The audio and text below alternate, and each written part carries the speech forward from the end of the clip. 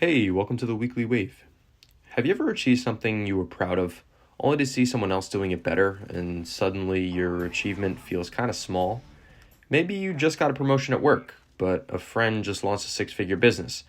Maybe you've been trying to get in shape and really slimming down, but someone else on social media has the perfect physique. That's what comparison does. It takes your joy, your progress, your growth, and reduces it to not enough. Today we're going to break this down. Why do we compare? Why it impacts our happiness, and most importantly, how to stop doing this. Because the truth is, if you spend your life measuring your success against someone else's, you'll never really ever win. So why do we compare ourselves to others? The answer lies in both psychology and culture. Humans are wired for social comparison. In the past, it helped us survive as a species. Knowing where we stood in a group helped determine our chances of success, safety, and belonging.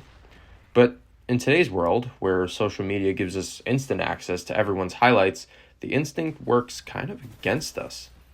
Every time we scroll, we're bombarded with success stories, luxury lifestyles, and perfectly curated moments down to the second. And here's the dangerous part. We compare our behind the scenes to someone else's highlight reel. Think about it. When we look at our own lives, we see everything. The struggles, the moments of doubt, the hard days. But when we look at someone else's life online, we only see the highs, the wins, the best angles, the carefully edited moments. We don't see their sleepless nights, their insecurities, their struggles, or their failures. And yet, we compare the two as if it's an equal playing field. So, how does comparison steal your joy? Comparison really does two things. It makes us feel like we're falling behind, and it blinds us to what we already have. Have you ever noticed the more you compare, the less satisfied you feel? You can be completely happy with your life, your home, your job, your family, your overall progress, but the moment you see someone doing better, suddenly your overall happiness kind of disappears. Here's why. Comparison shifts your focus from what you have to what you lack. Let me give you an example. Imagine two people. One just bought a used car after saving for years. They feel proud, very independent, and financially responsible.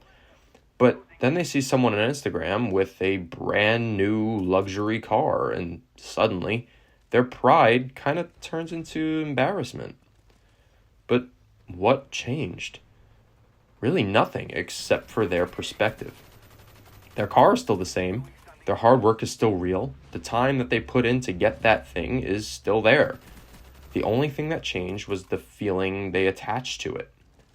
This is how comparison kind of robs us. It turns gratitude into dissatisfaction. Social media has also become a trap over the years as well. It's made comparison easier than ever. We're constantly exposed to people at their best, and even though we kind of know it's curated, we still fall for the illusion. Here's a little something to remember. Social media is a business at the end of the day. It profits off engagement, and nothing engages people more than envy and admiration. The more we compare, the longer we stay on these platforms. And yet, when was the last time scrolling through someone else's life made you feel better about your own? So, how do we stop? How do we break free and stop comparing ourselves to others? You gotta kind of practice gratitude, but intentionally. Every time you catch yourself comparing, pause. Instead of focusing on what someone else has, shift your attention to what you're grateful for in your life. Another way of doing this is by keeping a journal. Write down 3 to 5 things each day that you appreciate about your life. And over time, this kind of rewires your brain to focus on abundance rather than lack.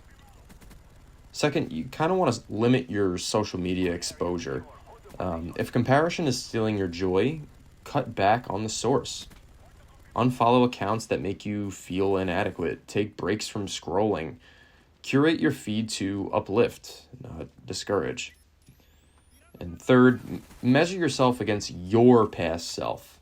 The only fair comparison is you versus you. Are you growing? Are you constantly learning? Are you a better version of yourself than you were last year? That's the only thing that truly matters. Fourth, you want to celebrate others without diminishing yourself. Someone else's success does not take away from yours. Learn to appreciate other people's wins without letting it make you feel like you're losing. Life is not a zero-sum game. And last, you got to recognize the illusion. When you see someone living what looks like a perfect life on the outside, you got to remind yourself, you don't see the whole story. Every person you admire has struggles you will never know about. At the end of the day, comparison is a battle you will never win. There will always be someone with more success, more money, more talent, more knowledge. But that doesn't mean your life is any less valuable, meaningful, or at the end of the day, worthy. The only person you need to measure yourself against is the person you were yesterday, or last week, or last year.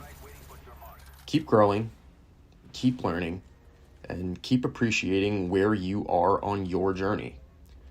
Because your journey is exactly that, yours, and no one else's path can take away from the beauty of your own.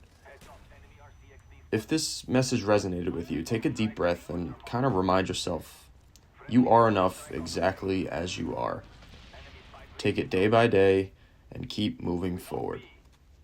Thank you so much for listening.